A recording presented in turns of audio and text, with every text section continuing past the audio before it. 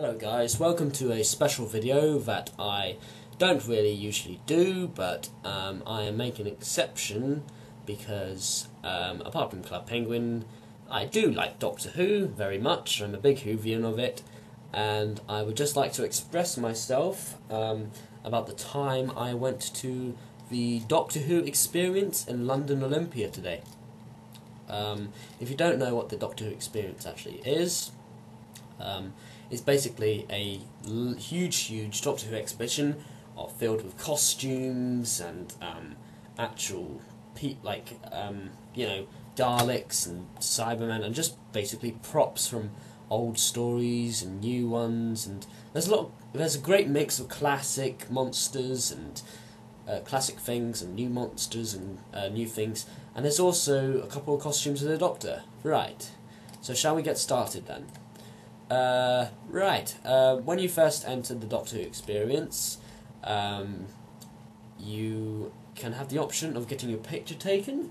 I did get the option, but I decided to take it, but I'd never really got the picture. I've never really bought the picture, really. Just a waste of money, really. Then when you get to the actual Doctor Who experience, there's a small room containing costumes from The Beast Below. Also, there's an Ironside Dalek next to a Cabinet War Rooms backdrop with a Churchill phone. That's very nice, actually. Next to that is a couple of props from Vincent and the Doctor. Opposite that is a couple of very gigantic props from The Hungry Earth and Cold Blood, well, especially Cold Blood, and there's some stuff from the Vampires of Venice, but I didn't really catch that on camera. There's actually an entrance to the actual experience, but you can't film in it for a various number of reasons I don't really understand, but I think there was no photography allowed in the actual experience, so I don't have any footage of that, but it was pretty awesome. Next is when you come out the experience, you can resume taking photos. The first thing you see is a TARDIS and some classic Radio Times covers. Now these actually surprised me because I haven't seen classic Radio Times covers, so a bit of a bonus actually for me, because it's just good to see what the media was like in Doctor Who back then. If you're moving away from the Radio Times covers, you directly go to the big room, which includes the TARDIS with Matt Smith as a Doctor in the centre, and previous Doctor's costumes surrounding it. It's really cool. Especially there's a wax work of Matt Smith of the Doctor next to the TARDIS as well, so that's awesome. There are their previous costumes worn by the actual actors who played the Doctor on display around the TARDIS itself. So you've got William Hartnell, Patrick Troughton, John Pertwee, Tom Baker, Peter Davison, Colin Baker, Sylvester McCoy, Paul McGann, Christopher Eccleston, David Tennant, and obviously Matt Smith's in the centre, but yeah, and they're actually genuine. They've been worn by the people, and I think it's actually pretty good. Yeah, so these are the costumes all worn by the actors who played the Doctor. Next to that is some really random stuff put around the tables. Most of it is the Doctor's equipment, and I think one was a whisk, even, for some really strange reason. Next to that even is a table filled with TARDIS keys, different variants from different years, and different Doctors, obviously. Also next to that is a collection of sonic screwdrivers, obviously from different Doctors. I mean, you've got John Pertwee's and Tom Baker's, David Tennant's, and also Matt Smith's sonic screwdriver, so that's very good. Moving on, we come to Cybermen, the newest Cybermen of the new series. We got a normal Cyberman here, and the Cyber Controller next to it. Very menacing indeed. Next to that, we have David Tennant / Christopher Eccleston's TARDIS, which is pretty much a dream for me because I've always liked that type of TARDIS and I've always wanted to be next to it or near it, so that was pretty incredible, you know, seeing it for up close for real. I think it's even not a replica, I think it's the real thing as well. So yes. Next to that is a couple of costumes from The End of Time, The Deadly Assassin, and Utopia. We have the Time Lord President, a Gallifreyan Time Lord, and the Master / Professor Yana, from Utopia. Next, opposite the TARDIS is a list of TARDISes, including Patrick Troughton's TARDIS, 70s TARDISes, and 80s TARDISes, and 90s and 2000s TARDISes. The list goes on and on. Next to that is companions' costumes. And it's actually pretty funny seeing that Rory's costume is actually with a girl's costume, so yeah. You got Rose's costume, Martha's, Donald Noble's, Rory's and Amy's. Yeah, so pretty good turnout actually. Yeah. Opposite that actually is characters who don't appear in Doctor Who often, or it was just a one-off thing. So you've got Reva Song's costume, Astrid Peff's, Captain Jack Harkness's, and Sarah Jane's, and you've actually got K9, the actual K9 there. I'm not sure if he's real or not. Next to that is the 80s TARDIS. I can tell it's 80s by Tom Baker's scarf from his last season hanging on the little hanger there.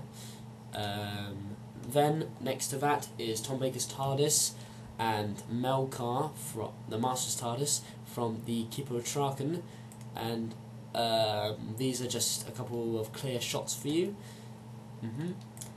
Next up, right, if you go round, we can see the Cybermen helmets or heads or whatever you want to please. Right, this is a replica of the 10th planet Cyberman's head, to be more specific.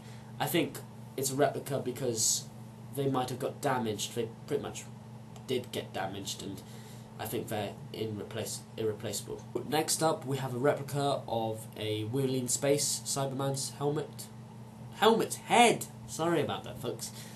Then we have a Revenge of the Cybermen Cyber Leader's head, and that's a replica too. They're also my favourite one. I did notice that the 10th planet Cyberman was very, very freaky. Indeed.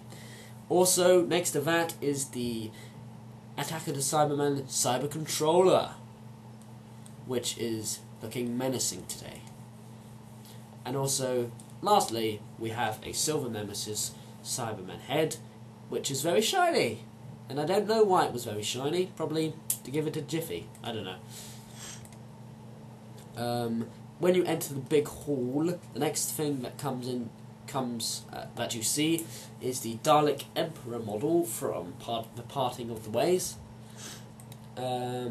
Next, opposite that is the lineup of Daleks, which include Davros himself, the Daleks Dalek, or whatever you want to call it, the Dead Planet Dalek, I don't know, the Evil of the Daleks, Emperor's Guard Dalek, the Resurrection of the Daleks, Grey Dalek, the Special Weapons Dalek from Remembrance, the Bronze Dalek from the Russell T Davies era, and the new Eternal Dalek from the new series, which is yellow.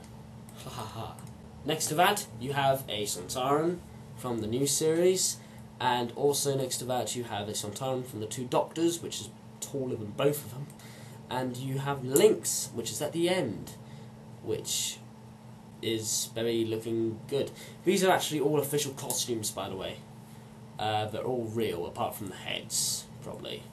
I mean, some of them might have had repairs, but I don't know. Next up, we have the Absorbaloff, portrayed by Peter Kay in 2006. Next up, we have a mock-up of the BBC Wales office that they interview people who work on Doctor Who with, and there's also a picture here of the Genesis of the Daleks set figure, which is absolutely marvellous. Next up we have an ood in a glass case, and next to that there is how the ood is made, well, mask-wise, how the ood is made.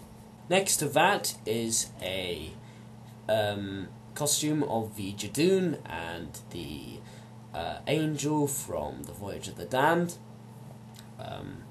Near that is the massive K1 robot, and that is very exciting as well. There was originally a Hoix next to the angel from the Voyage of the Damned, but it was taken away from repairs, sadly. Some little kid vandalised it. There is a pig slave and a scarecrow from Series 3 next to a K1 robot. Next to that is the Gasmark zombies from Series 1. Next to that even is Novice Haim from both Series 2 and Series 3. Also near the Angel and the Jadoon there are 2 half warriors, which is a bit much for a half. Then next to Novice Haim there is a Zygon and a nice warrior from the classic series.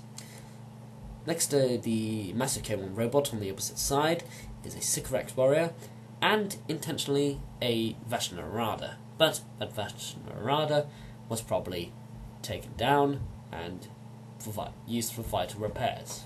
There's this little bit here where you go and watch Doctor Who Confidential on how they made the TARDIS for the Doctor Who experience, and in it is the face of Bo as well, so you can read up on the face of Bo as well. Near the exit, or near the Absorbaloff, there is a Slovene, which is based on Downing Street one, and next to that there is a Dalek, which you can move about, not sadly with the head and actually move about, but you can move the arms, you know, the sucker and the gun. Next to the Dalek is Kelsrang Sardik's weather machine and the pod from A Christmas Carol. Here are a couple of photos of me next to things. Here I am next to this TARDIS. You know, it's very good. I am with the Cyber Controller in this one, trying not to lean on him, not to vandalise him at all. Here I am with Davros, a very good picture of me trying to be scared, and Davros's face expression is very, very priceless. Now I am with the Daleks now. I am next to the bronze Dalek and the yellow Dalek. I am now in between the Resurrection Dalek and the Special Weapons Dalek as well. Looking awesome. Now I am next to the Resurrection Dalek. Here is my final opinion. Basically, it's worth the price tag. The whole experience is worth it. It's absolutely incredible. The Doctor Who experience is amazing. The actual experience bit is amazing. The exhibition is guaranteed to make you really, really, really excited. I mean, it made me and my dad really, really excited. So, yeah, lots of great photo opportunities, lots of things to do. If you're going just for the Doctor Who experience, like the actual experience bit, I think it is actually worth just that, and then you've got the whole exhibition just thrown in at once. So I think that it is really good. If you live anywhere in the UK, you should pop down to London sometime this year before the closing date and actually go see it if you're a proper Doctor Who fan, because it is absolutely amazing. I mean, it's something not to be missed. It's really, really good. So, thank you for watching, guys, and I'll see you later, guys. Take care. Bye-bye.